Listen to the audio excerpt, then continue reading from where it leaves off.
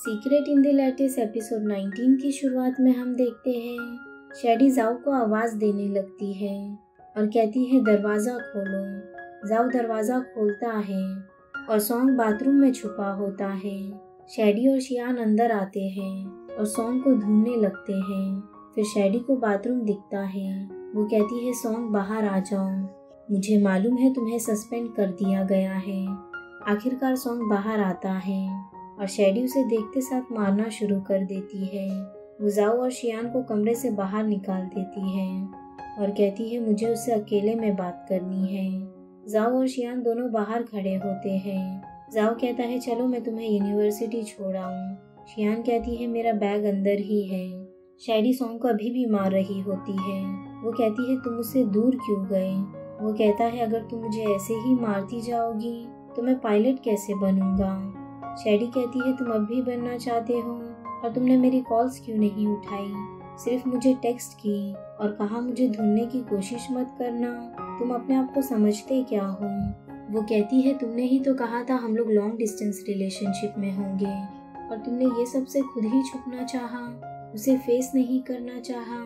क्या तुम अभी भी मर्द हो। ये सुनकर सॉन्ग को गुस्सा आ जाता है और वो शैडी को चुप हो जाने कहता है। दूसरी तरफ जाओ शियान से कुछ बातें करने लगता है। तभी शियान स्वीट पोटैटो की दुकान में चली जाती है, मगर उसे याद आता है उसका बैग तो जाओ के घर पर है, मगर जाओ उसे वो दिला देता है। वही सॉन्ग शैडी को जाने के लिए कहता है, लेकिन वो उसकी बात नहीं मान रही होती है। उनकी लड़ाई और बढ़ जाती है और वो गुस्सा होकर बाहर निकल जाती है। वो शियान और जाओ के बाजू से निकलती है पर उन्हें पता नहीं चलता। सॉन्ग को शैडी के जाने पर रिग्रेट होता है और वो बाहर आकर शियान और जाओ से उसके बारे में पूछता है। वो लोग उसकी फिक्र करने लग जाते हैं। तभी उन्हें एक एक्सीडेंट की आवाज़ आती है। सब बहुत ज़्यादा डर जाते हैं, मगर वहाँ पर कोई और लड़की होती है। तभी वहाँ शैडी भी आ जाती है और सॉन्ग उसे गले लगा लेता है। ये देखकर जाओ और शियान भी खुश हो जाते हैं। जाओ कहता है अगर शियान भी मुझसे कभी दूर हो गई तो मैं तो मर जाऊंगा। अब हमें दिखाया जाता है शैडी और सॉन्ग अपने घर जाने वाले होते हैं। सॉन्ग जाओ से कहता है हाँ मैं समझ गया। शैडी और शियान भी एक दूसरे से मिल रही होती है।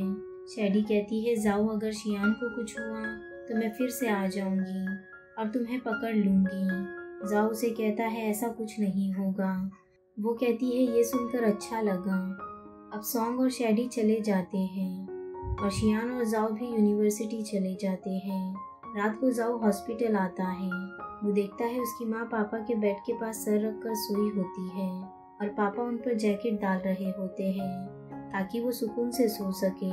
जाओ ये देखकर काफी खुश होता है और उसके पापा उसे देख लेते हैं। वो बाहर आकर बैठ जाते हैं। जाओ ने बताता है कि शियान भी यहाँ आ गई है। उसके पापा कहते हैं मुझे शियान बहुत पसंद है और उसके अंदर एक स्पिरिट है और वो बहुत एक्स्ट्रा ऑर्डिनरी है।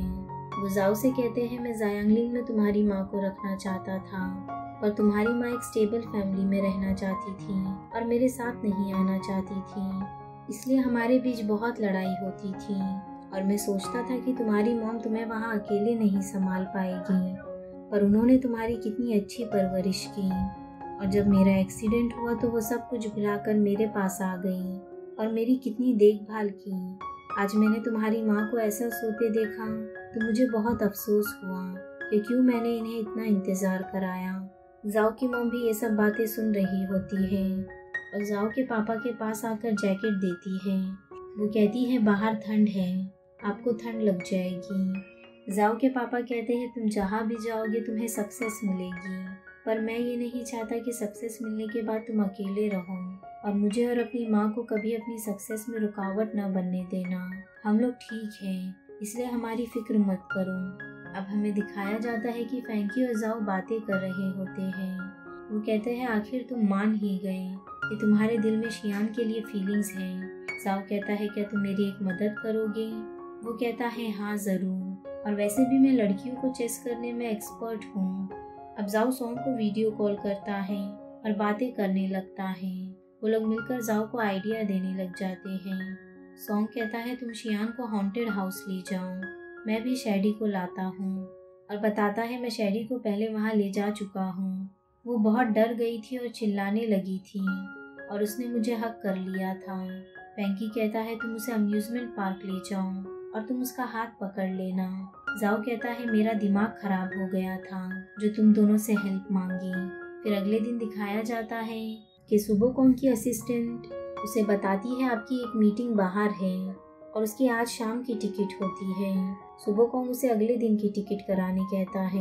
अगली सुबह सब स्टूडेंट बस में बैठ रहे होते हैं और ये शियान की रूममेट को शुक्रिया कहती है और वहाँ से चली जाती है। तभी वहाँ फ्रैंकी आता है। वो रूममेट उसे कहती है तुम्हें पता है आज म्यूजिक क्लब के प्रेसिडेंट यहाँ क्यों आए? वो कहता है उन्हें कुछ काम होगा। वो कहती है तुम पागल हो। वो लूफी को काफी समय से पसंद करता है मगर वो हमेशा लूफी को किसी और लड़के के साथ देखता है। एक बार उन्होंने लूफी को अपनी फीलिंग्स बताई भी थी। तब उसने कहा था कि हम दोनों दोस्त हैं। फिर सब बस में बैठ जाते हैं। बस में शियान की रूममेट शियान से कहती है कि अब भी लूफी जाओ के पीछे पड़ी है, तुम ध्यान रखना। तभी वहाँ जाओ भी आ जाता है। उसे देखकर वो कहती है लो शैतान का नाम लिया और शैतान हाजिर। जाओ का दोस्त कहता है तुम यहाँ क्या कर रहे हो? सिर्फ 4 लोग जाने वाले हैं। जाओ कहता है मैंने प्रोफेसर से बात कर ली है। तभी लूफी कहती है मैं भी जाने वाली हूँ। तभी फ्रैंकी कहता है मैं तुम्हारे लिए वहाँ नहीं जा रहा। फिर लूफी जाओ को एक एप्पल देती है। जाओ कहता है मुझे भूख नहीं है। लूफी कहती है कोई बात नहीं, रात को खा लेना। ये देखकर शियान की रूममेट कहती है क्या शियान तुमने एक कहावत सुनी है, एप्पल सुबह खाओ तो वो गोल्डन होता है और दोपहर को खाओ तो वो सिल्वर हो जाता है और रात को खाओ तो वो जहरीला बन जाता है। पर हाँ, हमारे बीच में एक बूढ़ा आदमी था, उसे रात में एप्पल खाने की आदत थी। उसे पता क्या हुआ? लूफी क्यूरियस होकर कहती है क्या हुआ? वो कहती है वो मर गया। लूफी कहती है ये सब बस एक किताबी बातें हैं। वो कहती है नहीं ये सच है। अब सब लोग होटल पहुंच जाते हैं और वहाँ सुबोकोंग पहले से ही होता है।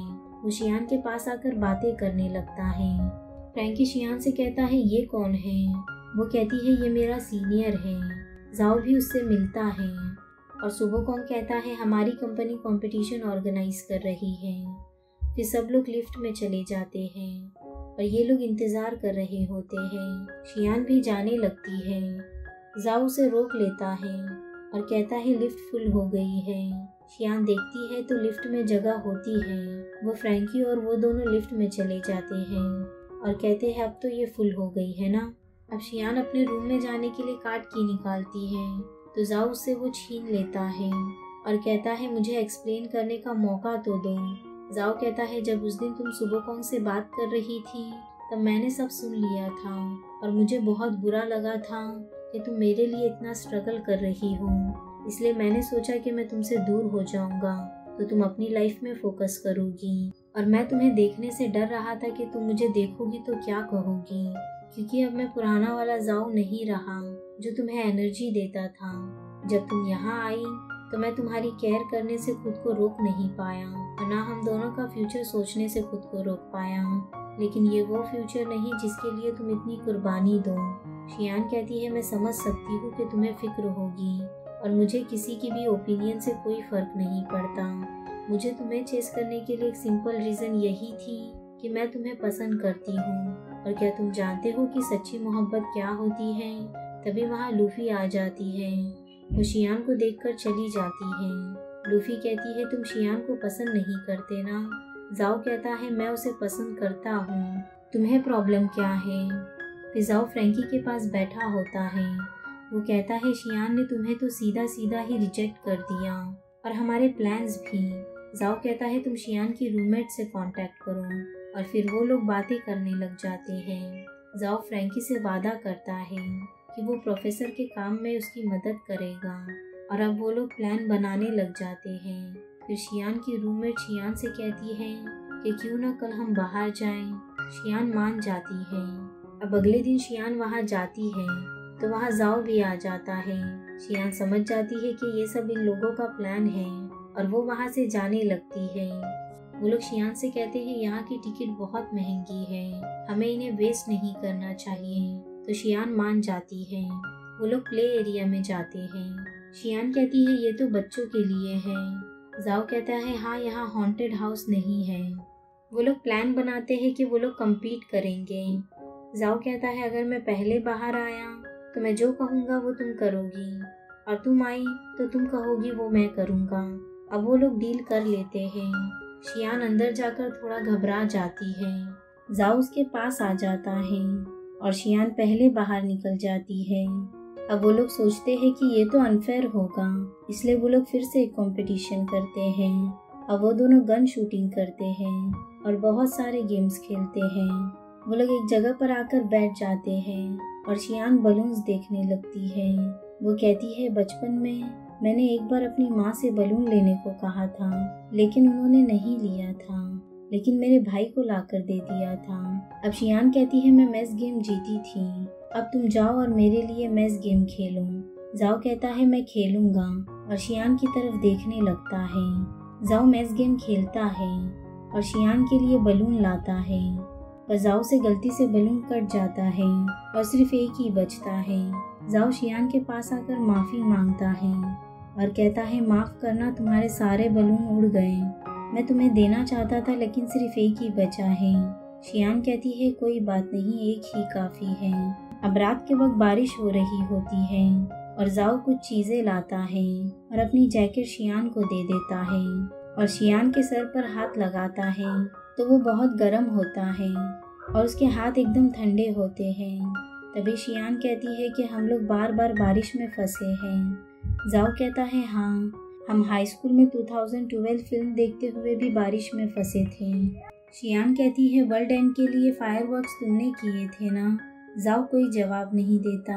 शियान कहती है शुक्रिया, तुम्हारे फायरवर्क्स ने मुझे हॉकिंग यूनिवर्सिटी में आने की वजह दी थी। फिर शियान और जाओ एक दूसरे को देखने लग जाते हैं। यही एपिसोड एंड होता है। वीडियो पसंद आया हो तो लाइक शेयर और सब्सक्राइब ज़रूर करना। मिलते हैं नेक्स्ट एपिसोड में।